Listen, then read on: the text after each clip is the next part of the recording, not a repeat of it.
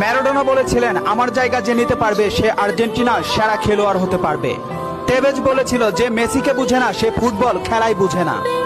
ব্রাজিলের পেলে বলেছিল, মেসিকে কখনোই খারাপ খেলতে দেখিনি, সে সব সময় একই ধারে খেলে আসছে।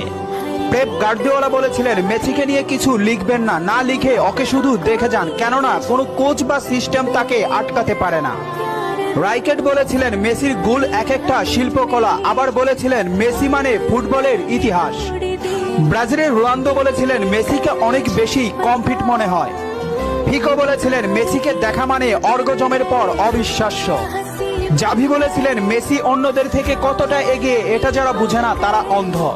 ইনিয়েস্তা বলেছিলেন, মেসি যা পারে অন্যরা তা পারে না, বার্সেলোনা আর কখনোই আরেকটা মেসি পাবে না। ব্রাজিলের রোনালদিনহো বলেছিলেন, আমি একবার বিশ্ব সেরা হয়েছিলাম, কিন্তু তখনও বার্সার সেরা প্লেয়ার হতে পারিনি, কারণ তখন বার্সাতে ছিল মেসি। অরিফ বলেছিলেন, মেসিকে দেখলে সব সময় সতর্ক থাকতে হয়।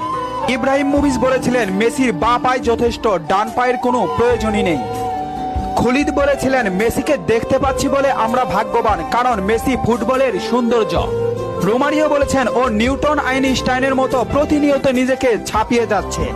আরজি বলেছেন, লিওনেল